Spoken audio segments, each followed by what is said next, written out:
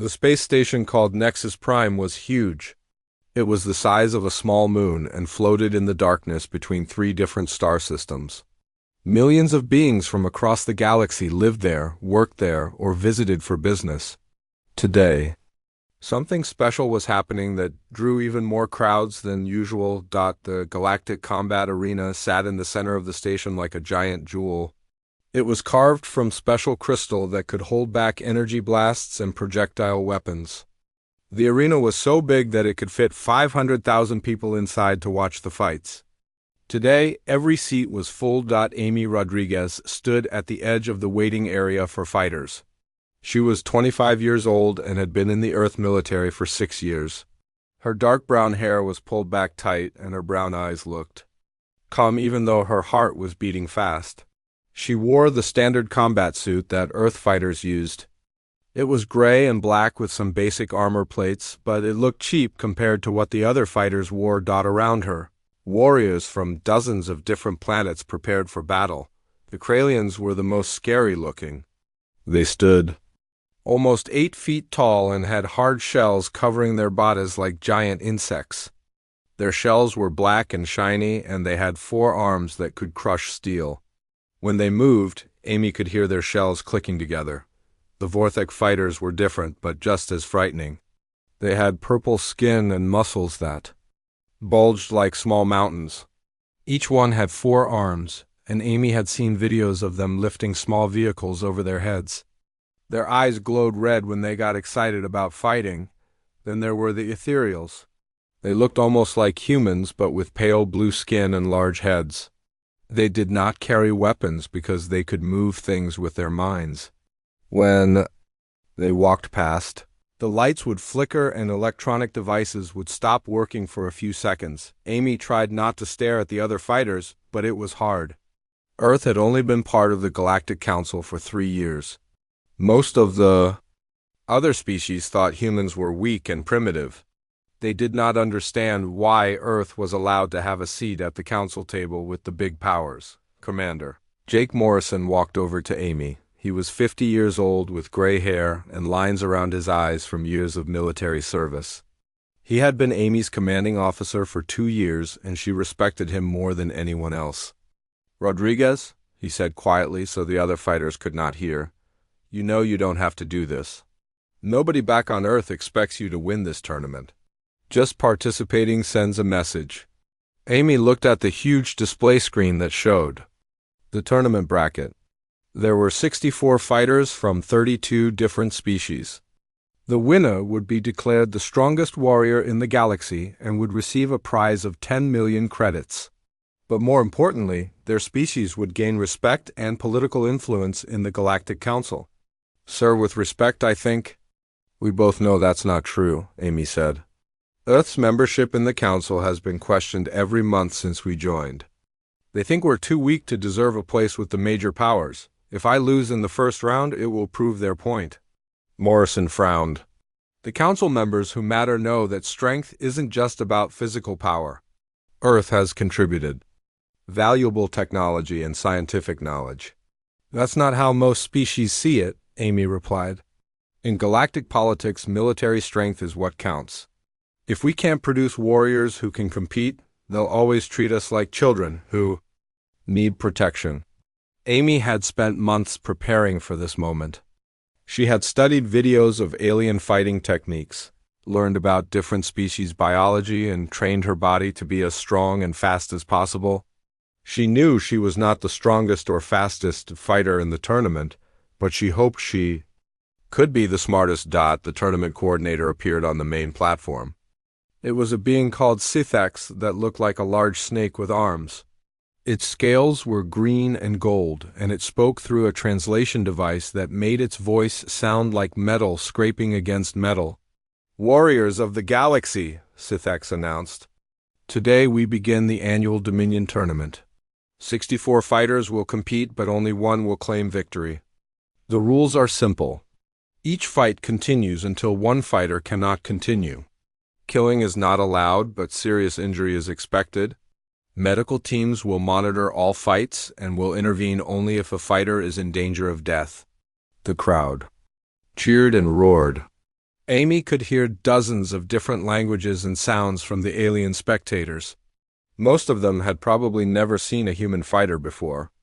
The first round matches are now displayed, Sithx continued. Amy looked up at the screen and felt her stomach drop.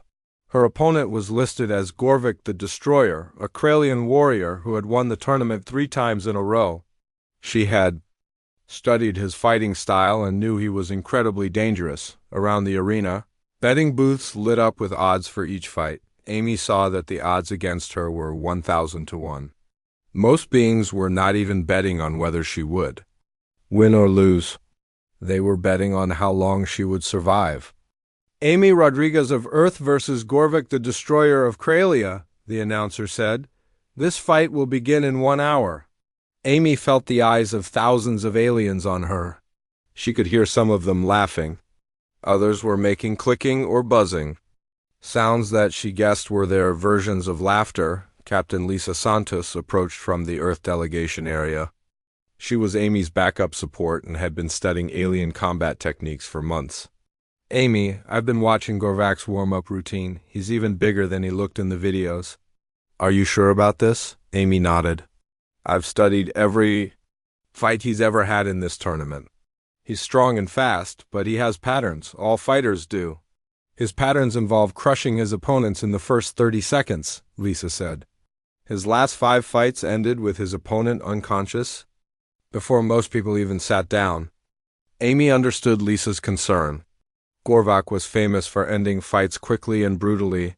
His favorite technique was to grab his opponent and squeeze until they either surrendered or passed out. His shell was so hard that most weapons could not hurt him. I know it looks impossible, Amy said. But humans have survived worse odds before. We've always been good at adapting and finding ways to win when we shouldn't. Lisa looked worried but nodded. The medical team is standing by? If things go bad, don't try to be a hero. Losing a fight is better than dying. Amy watched as other first-round fights began on smaller platforms around the arena. The violence was incredible. She saw a Vorthek fighter throw his opponent completely out of the combat ring. An ethereal used mental powers to make his opponent's weapon turn against him. The crowd loved every moment of it. Final call for Amy Rodriguez and Gorvak the Destroyer, the announcer said. Please report to Combat Platform 1. Amy took a deep breath and started walking toward the platform. She could feel the weight of Earth's reputation on her shoulders. If she lost badly, it would confirm every negative thing the other species thought about humans. If she could somehow win, it would change everything. The platform was a circle 50 feet across, surrounded by energy barriers that glowed blue. Amy stepped inside and immediately felt the barriers activate. There was no way out now except victory or defeat. Gorvik entered from the opposite side. He was even more intimidating up close. His black shell reflected the arena lights, and his forearms moved with practiced precision. His mandibles clicked together as he looked at Amy, and she realized he was laughing. "Little human," he said through his translator. "Your species amuses us. You send a female to fight a warrior's battle. I will try to make your defeat quick and painless." Amy said nothing. She had learned that alien warriors often tried to intimidate their opponents with words before fighting. She focused on studying Gorvak's stance and the way he moved. Every detail might be important in the fight to come. The starting bell was about to ring, and Amy knew her life was about to change forever. The starting bell rang through the arena like thunder. Amy had heard that sound in training videos dozens of times, but hearing it in person made her heart pound harder. The energy barriers around the fighting platform hummed louder, and the crowd fell silent for just a moment before exploding into cheers and alien roars. Amy moved immediately, sliding to her left and keeping her eyes on Gorvak's forearms. She had studied his fighting style for weeks. Most of his opponents tried to charge at him or back away in fear. She planned to do neither. Gorvik stood still for a few seconds, watching Amy move around the edge of the platform. His mandibles clicked together in what Amy now recognized as amusement. Through his translator, his voice boomed across the arena. "You dance like a frightened child," he said. "Stand still and let me end this quickly." Amy ignored his words and continued moving. She was looking for patterns in how he positioned his arms and legs. Every fighter had habits, even the best ones. She needed to find his weakness before he found hers. The Kralian warrior grew tired of waiting. He suddenly lunged forward with speed that shocked Amy. For such a large creature, he moved like lightning. His lower right arm swept toward her legs while his upper left arm reached for her head. Amy barely dodged the attack, rolling under his arms and coming up behind him. She tried to strike at what looked like a joint in his shell, but her fist bounced off harmlessly.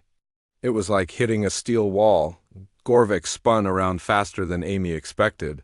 His back left arm caught her in the shoulder and sent her stumbling backward. The impact felt like being hit by a truck, and Amy realized her shoulder was probably dislocated. "You are quicker than most humans," Gorvik said. "But speed means nothing without strength." Amy gritted her teeth and popped her shoulder back into place. The pain was incredible, but she had learned to deal with injury during her military training. She could not let pain stop her now. The crowd was getting louder. Amy could hear alien voices shouting in languages she did not understand.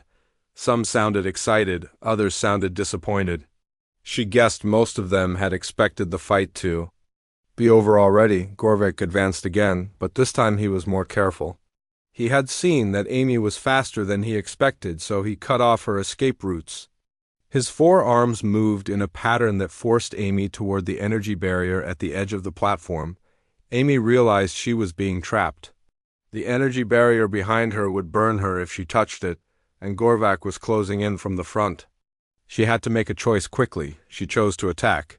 Amy ran straight at Gorvik, confusing him for a moment. Most fighters ran away from him, not toward him. She slid between his legs and tried to attack his back, but he was ready for her. His rear arms grabbed her before she could get away. Amy felt his grip tighten around her waist, and she knew she was in serious trouble. Gorvik's finishing move was to squeeze his opponents until they could not breathe. "It is over, little human," he said as his arms tightened.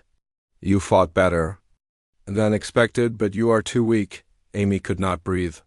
The pressure on her ribs was enormous, and she felt something crack inside her chest. Black spots appeared in her vision, and she knew she had only seconds before she passed out. In desperation, she grabbed the combat knife from her belt and stabbed at the joints where Gorvik's arms connected to his body. The blade could not pierce his shell, but it distracted him enough for Amy to slip free. She gasped for air and stumbled backward, but Gorvik was already moving.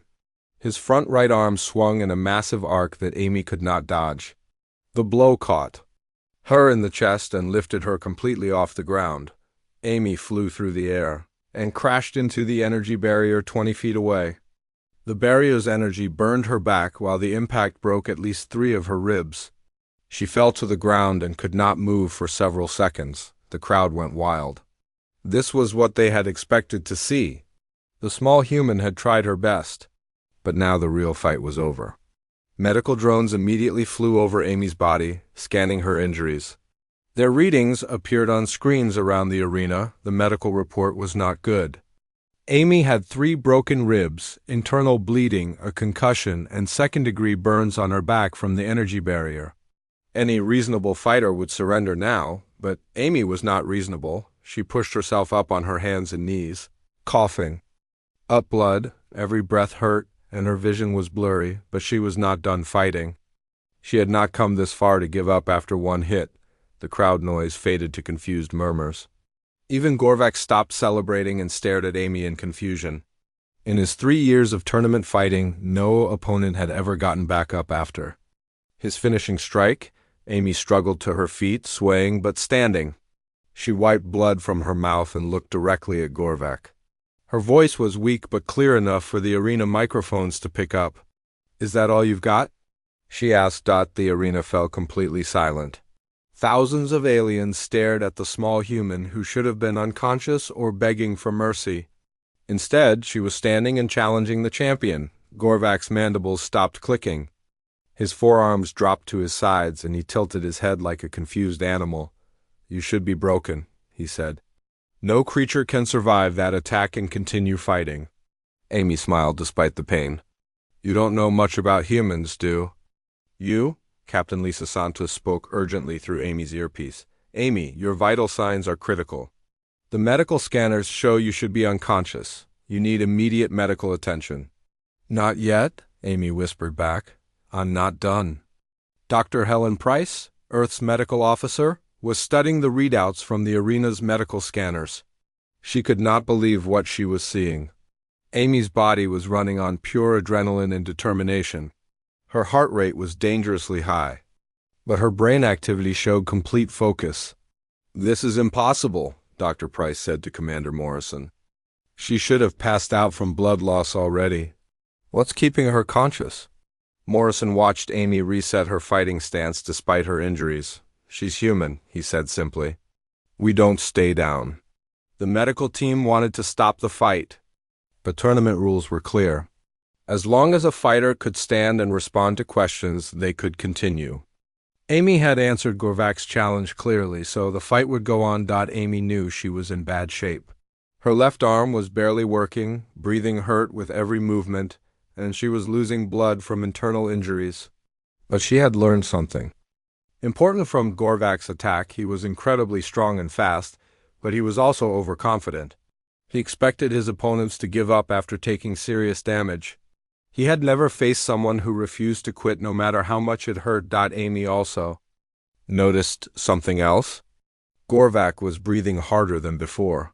His shell was strong, but it was also heavy. Moving that fast and hitting that hard took energy, even for a Kralian warrior. You are either very brave or very stupid, Gorvak said as he approached her. Again, I will not hold back this time. Amy adjusted her stance to protect her injured ribs. Good, she said. I was hoping you would take this seriously. The comment confused Gorvak even more. Most fighters begged for mercy at this point. They certainly did not ask him to fight harder. Around the arena, other fighters had stopped their own preparation to watch. They had never seen anything like this before. The small human should have been finished, but she was still standing and still fighting. Amy knew she could not win by matching Gorvak's strength. She had to be smarter. She had to use his expectations against him. He expected her to be weak, to give up, to fight like every other opponent he had faced, but Amy was not. Like every other opponent? She was human, and humans had survived by being stubborn and refusing to accept defeat. They had climbed to the top of Earth's food chain not because they were the strongest or fastest, but because they never gave up. Amy looked at Gorvak and saw something in his eyes that had not been there before. It was small, but it was definitely there. It was doubt. For the first time in his career, Gorvak was facing an opponent who would not quit. He had broken her ribs, given her a concussion, and burned her back, but she was still standing. He was starting to realize that his usual tactics might not work against this strange human. The crowd was getting restless. They had expected a quick, brutal finish, but now they were watching something completely different. They were watching a human being who simply refused to lose. Amy took a deep breath, ignoring the pain in her ribs. She raised her fists and smiled at Gorvak. Round 2, she said. The tournament rules allowed for a medical timeout when a fighter was seriously injured. Amy had 60 seconds to receive emergency treatment before the fight continued. It was not much time, but she needed every second to figure out how to survive. The next round. Dr. Helen Price rushed to the edge of the platform with a medical kit. She could not enter the energy barrier, but she could scan Amy's injuries and provide basic treatment through the barrier's medical ports. Amy, your ribs are broken in 3 places, Dr. Price said as she worked. You have internal bleeding and a serious concussion. The smart thing to do is forfeit the match. Amy shook her head, immediately regretting it as pain shot through her. Skull, Doc, I need you to patch me up enough to keep fighting, that's all. You could die in there? Dr. Price said as she injected Amy with painkillers and healing stimulants. This Kralian is too strong. No human can match that kind of power. Amy felt the medicine working. The pain became manageable, and her vision cleared slightly. I'm not trying to match his power. I'm trying to think my way out of this. Captain Lisa Santos spoke through Amy's earpiece. Amy, I've been studying Gorvak's fighting style during the timeout. He has one major weakness, but it's dangerous too. Exploit. Tell me, Amy said, watching Gorvak pace around his side of the platform like a caged animal. He's used to opponents who either run away or try to fight him head-on, Lisa explained. He's never faced someone who studies his moves and adapts. His shell is incredibly strong, but it's also heavy. If you can make him work harder, he'll get tired, Amy nodded. She had noticed that Gorvak was breathing harder than when the fight started. His species was built for short, powerful bursts of activity, not extended battles. There's more, Lisa continued. I've been reading about Kralian biology. They breathe through gill slits along their torso, hidden under their shell plates. If you can access those, I can make him work for every breath, Amy finished. But I have to get close enough to reach them. The medical timeout ended and Dr. Price had to retreat. Amy felt better than she had a few minutes ago, but she was still badly hurt. She would have to be very careful about how she used her remaining energy. Gorvak had used the timeout to study Amy as well. He was no longer clicking his mandibles in amusement. His forearms were positioned defensively, and he was watching Amy's every movement. You surprise me, human, he said as the fight resumed. Most warriors would have surrendered by now. Amy began moving around the platform again, but her pattern was different this time. Instead of trying to avoid Gorvak completely, she was looking for specific angles of attack. She had to get close to his torso, but she could not let him grab her again. Most warriors aren't human, Amy replied. We're too stubborn to know when to quit. Gorvak lunged at her again, but this time Amy was ready. She had studied his attack pattern during the timeout and knew exactly how he would move.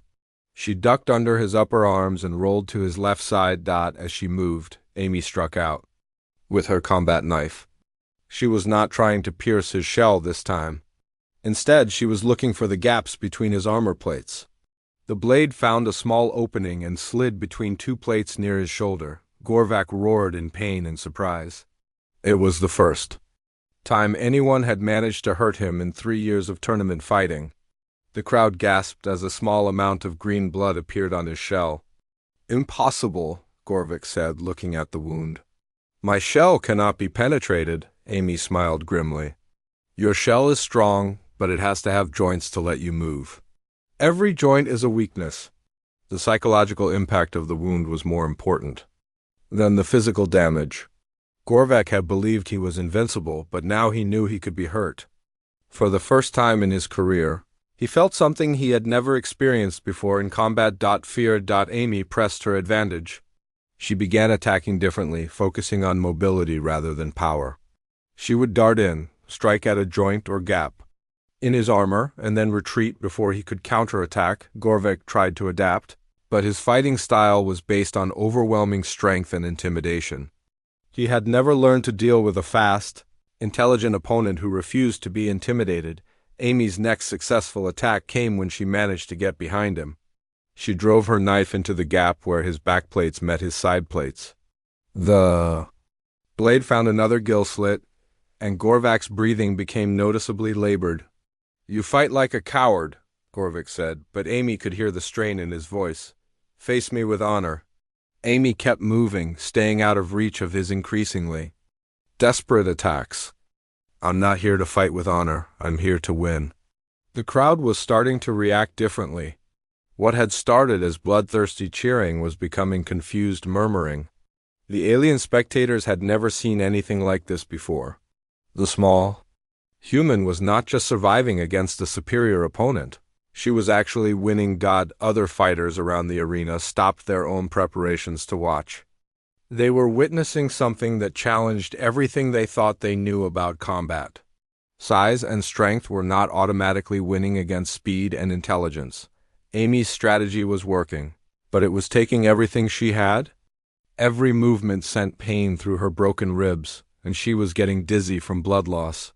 She knew she could not keep this up much longer. She needed to end the fight soon, but Gorvak was still dangerous. Even wounded and tired, he was strong. Enough to crush her if he got his hands on her. Amy decided to take a big risk. Instead of continuing to attack from the sides, she ran straight at Gorvik from the front. He was so surprised by the direct assault that he hesitated for just a moment. That moment was all Amy needed. She slid between his legs again, but this time she was ready for his counterattack. As his rear arms reached for her, she grabbed onto his shell and pulled herself up onto his back. Gorvik spun around wildly, trying to shake her off, but Amy held on tight. She had found what she was looking for. The main cluster of gill slits was located on his back, protected by overlapping armor plates. Amy used her knife to pry apart the armor plates. It was like trying to open a can with a butter knife, but she had no choice. She had to access his breathing system or the fight would be over. Gorvik realized what she was trying to do and began throwing himself against the energy barriers, trying to crush Amy between his shell and the barrier. Amy barely hung on, feeling the heat from the barriers burning her hands and arms. Finally, one of the armor plates gave way. Amy could see the pink flesh of Gorvak's gill slits underneath. She drove her knife into the opening, and Gorvak's roar of pain shook the entire arena. His breathing became ragged and panicked. For the first time since the fight began, Gorvak was afraid he might lose. The small human had found his weakness and was exploiting it ruthlessly. Amy jumped off his back before he could grab her. She was exhausted and barely able to stand, but she could see that her strategy was working. Gorvak was gasping for air, his movements were slower, and his attacks were becoming wild and desperate. "You are not fighting like a warrior," Gorvik said between gasps. "You are fighting like a predator." Amy wiped blood from her eyes and smiled. "Now you're starting to understand humans." The crowd was on its feet now, cheering and making sounds Amy had never heard before. She realized they were no longer cheering for a quick execution. They were cheering for a real fight, but Amy knew the hardest part was still coming. She had wounded Gorvak and made him tired, but he was still incredibly dangerous. One mistake would be her last. She looked at her opponent and saw something new in his eyes. It was no longer just fear. It was respect. The fight was far from over. The fight had been going on for 30 minutes now. That was longer than any of Gorvak's previous matches combined. The crowd was completely silent, watching something they had never seen before. A human was not just surviving against one of the galaxy's most feared warriors. She was slowly winning. Amy was running on pure determination now. The painkillers Dr. Price had given her were wearing off, and every breath felt like fire in her chest. Her vision kept going blurry, and she was leaving drops of blood on the platform floor. But she was still moving, still fighting, still refusing to give up. Gorvik was in worse shape than he looked. His breathing was shallow and quick, and green blood was seeping from several wounds where Amy had found gaps in his armor. His movements were slower than before, and his attacks were becoming predictable, but he was still incredibly dangerous. Amy had learned that wounded animals were often more dangerous than healthy ones. Gorvak was getting desperate and desperate. Fighters did unpredictable things. "You should be dead," Gorvik said as he circled around Amy. "Your species is weak. How are you still standing?" Amy wiped blood from her mouth and smiled. "That's the thing about humans. We're too stupid to know when we're beaten." Commander Morrison was watching from the VIP section with growing amazement. He had known Amy for 2 years and had always respected her determination, but he had never seen anything like this. She was operating on instinct and willpower alone. "She's not following any combat doctrine, I know," Morrison said to his aide. "She's making it up as she goes along." Colonel Barry Mitchell, Earth's military observer, was studying the fight with professional interest. "She's not trying to beat him in a stand-up fight. She's wearing him down like a persistence hunter." The comparison was accurate. Amy was fighting like early humans had hunted large prey on Earth. She was not trying to kill Gorvik with one powerful strike. Instead, she was exhausting him with 1,000 small wounds and constant harassment. Amy darted in again, this time targeting Gorvak's left leg joint. Her knife found another gap in his armor, and she twisted the blade before jumping back. Gorvik swung at her with all 4 arms, but Amy was already gone. The crowd was beginning to understand what they were watching. This was not the brutal quick combat they were used to seeing? This was something completely different. The human was using intelligence and endurance to overcome raw physical power. Other fighters around the arena had stopped their preparations completely. They were all watching Amy with fascination and growing respect. Some of them were beginning to realize that they had underestimated humanity as a species. A group of Vorthic warriors were discussing the fight in their native language. Their translator devices were picking up their conversation and broadcasting it to the arena's language systems. "The human fights like no warrior I have ever seen," one of them said. "She uses weakness as strength. How does she continue to fight with such injuries?" Another asked. "Her medical readings show she should be unconscious." Dr. Price was asking herself the same question. Amy's vital signs were completely abnormal. Her heart rate was dangerously high, her blood pressure was dropping from internal bleeding, and her brain activity showed she was running on pure adrenaline. "This is medically impossible," Dr. Price said to Captain Santos. "She should have collapsed 15 minutes ago." Santos was studying the fight with growing understanding. "Doctor, you're looking at this wrong. Amy isn't fighting through her injuries. She's fighting because of them." "What do you mean?" "Humans have a stress response system that other species don't understand," Santos explained. "When we're pushed to our limits, we become more focused, not less. Amy is operating in what we call the zone. She's beyond pain, beyond fear, beyond everything except the need to win." Amy proved Santos right with her next move. Gorvak had become frustrated with her hit-and-run tactics and decided to try a different approach. He positioned himself near the center of the platform and waited for Amy to come to him. "I will not chase you around like a fool," Gorvik said. "Come and fight me properly." Amy studied his position and realized what he was trying to do. He was conserving his energy and forcing her to attack him directly. It was actually a smart strategy, but Amy had an answer for it. She began running around the edge of the platform, staying just out of his reach. Gorvek turned to follow her movement, but Amy was moving in a pattern that forced him to keep rotating his heavy body. "Stand still and fight," Gorvik demanded, but Amy ignored him. She was using the platform itself as a weapon. By running in circles, she was forcing Gorvak to work harder while she controlled the pace of the fight. His shell was incredibly strong, but it was also heavy. Every movement cost him energy he could not afford to waste. After 2 minutes of this, Gorvak was breathing heavily and his movements were becoming sluggish. Amy saw her chance and changed direction suddenly, running straight at him. Gorvak was ready for her attack, but Amy did something unexpected. Instead of trying to strike him with her knife, she grabbed a handful of the sandy material that covered the platform floor and threw it directly at his face. The sand got into his eyes and gill slits, causing him to stumble and cough. Amy used the distraction to get behind him and drive her knife into another gap in his armor.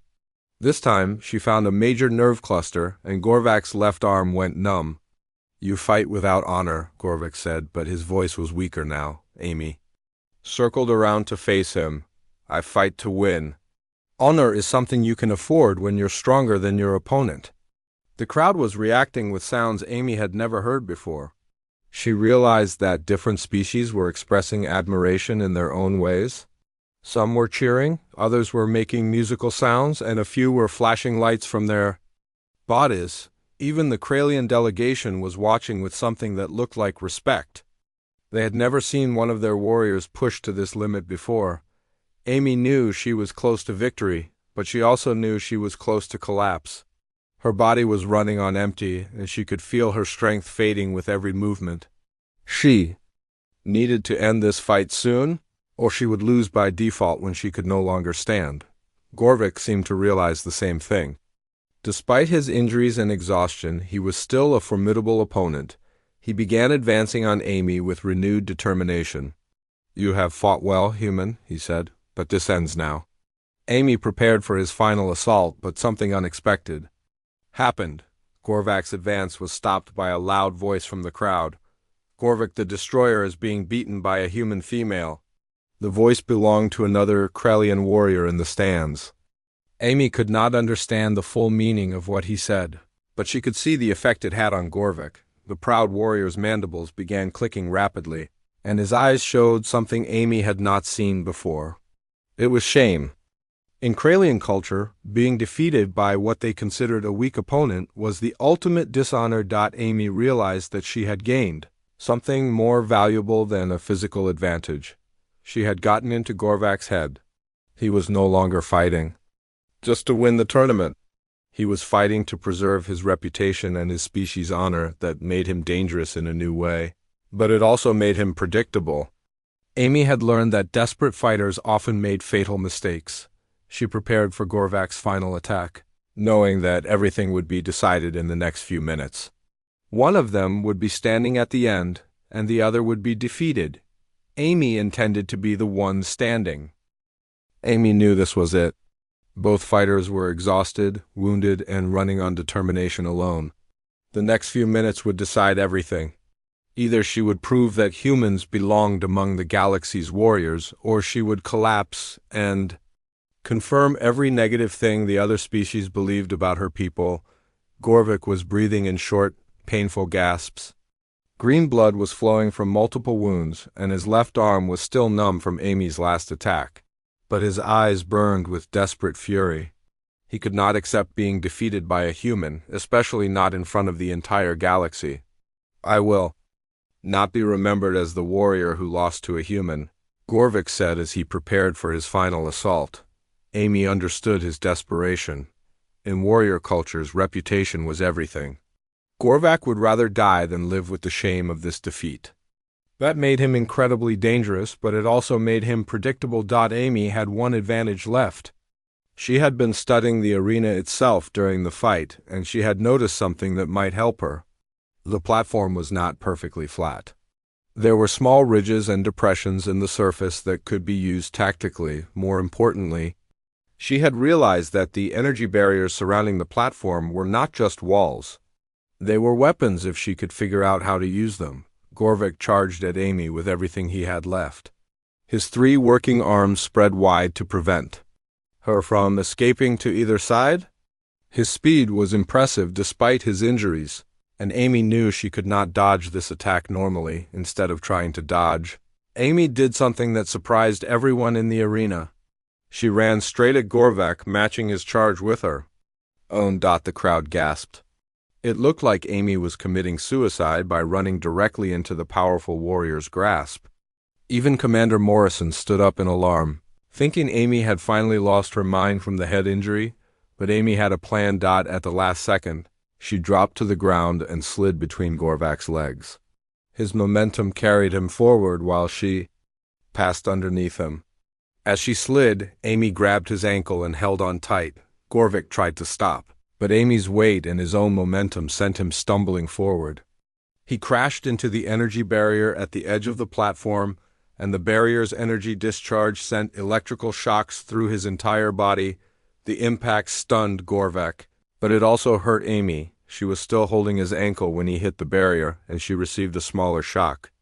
The electrical energy made her muscles spasm, and she had to let go of his leg. Both fighters rolled away from the barrier, but Amy recovered first. She had expected the shock and was ready for it. Gorvak was confused and disoriented by the electrical discharge. Amy saw her chance and took it. She jumped onto Gorvak's back while he was still stunned and grabbed the armor plates protecting his main breathing system. She had damaged these plates earlier, and now she tore them completely away. Gorvak's most vital gill slits were exposed. Amy could see the pink flesh underneath, working desperately to process oxygen. She placed her knife against the largest opening and looked into Gorvak's eyes. "Surrender," she said simply. Gorvak's mandibles clicked weakly. He was barely conscious from the electrical shock, and he could feel Amy's knife against his breathing system. One wrong move would end his life, but surrender was not in his nature. Even facing death, he tried to reach back and grab Amy. His movements were weak and uncoordinated, but he was still trying to fight. Amy realized that Gorvik would never surrender. His warrior culture would not allow it. She would have to finish this fight herself, as she raised her knife, but then she hesitated. Killing Gorvak would prove that humans were strong, but it would also prove that they were cruel. Amy wanted to win, but she wanted to win in a way that earned respect, not fear. Instead of striking with her knife, Amy did something that shocked everyone in the arena. She grabbed Gorvak's head and applied pressure to specific nerve points she had learned about in her xenobiology studies. Gorvak's eyes widened in surprise, and then he went limp. Amy had rendered him unconscious using a technique that required precise knowledge of Kralian anatomy. She had won without killing her opponent. The arena fell completely silent. No one moved or spoke for almost a minute. Then slowly the crowd began to react. Some species cheered. Others made musical sounds of appreciation. A few flashed lights and patterns that Amy guessed meant approval. But the most important reaction came from the Kralian delegation. The Kralian warriors stood up as one and began clicking their mandibles in a complex rhythm. Amy did not understand the meaning, but Commander Morrison did. He had studied alien cultures for years. "That's a warrior salute," Morrison said in amazement. "They're honoring her as a true fighter." Amy stood up slowly, swaying on her feet. She was covered in blood, both her own and Gorvak's. Her combat suit was torn and burned from the energy barriers. She looked like she should be in a hospital, not standing victorious in a combat arena, but she was standing. And more importantly, she was holding something in her hand. During the final struggle, Amy had grabbed the banner that Kralian warriors were attached to their armor. It was a symbol of their strength and honor. By tradition, only the victor could claim it. Amy held the banner high above her head, and the crowd exploded into noise. The gesture was understood by every species in the galaxy. She had not just won a fight. She had claimed a victory that would be remembered for generations. The medical team rushed onto the platform to treat both fighters. Amy was in critical condition, but she was conscious and alert. Gorvak was stable but unconscious, and he would recover from his injuries. As the medics worked on Amy, she looked up at the massive display screen that showed the tournament bracket. Her name was now in the second round, and she was no longer listed as 1,000-to-1 longshot. More importantly, she had changed something fundamental about how the galaxy viewed humanity. The conversations happening in the stands were being broadcast throughout the galaxy, and Amy could hear the translations. "The human species may be physically weak, but they possess something we have never encountered before," a Vorthik general was saying. "They have a will to survive that defies logic." An ethereal philosopher was discussing the fight with his companions. "We have misjudged these humans. They do not fight with strength or speed. They fight with their minds and their refusal to accept defeat." Even the tournament coordinator, Cethex, was impressed. "In 300 years of tournament competition, I have never seen a fighter overcome such disadvantages through pure determination." Dr. Price worked frantically to stabilize Amy's condition. "Amy, you've lost a lot of blood and your injuries are severe. You need surgery immediately." Amy nodded weakly. "Just tell me one thing, Doc. Did we win?" Dr. Price smiled. "You did more than win a fight, Amy. You won respect for our entire species." Later, as Amy was taken to the medical facility, she learned that her victory had already changed everything. The Galactic Council had issued a statement recognizing humanity's right to full membership. Betting odds for human fighters in future tournaments had dropped from impossible to competitive. Most importantly, other species were no longer questioning whether humans belonged among the stars. They were asking what other surprises humanity might have in store for the galaxy. Amy Rodriguez had been knocked down with one hit, but an hour later she held the enemy banner in victory. It was exactly the kind of story that would define humanity's place in the galaxy for centuries to come. As she drifted off to sleep in the medical bay, Amy smiled. She had proven that humans were not the strongest or fastest species in the galaxy, but they were the most stubborn, and sometimes that was enough.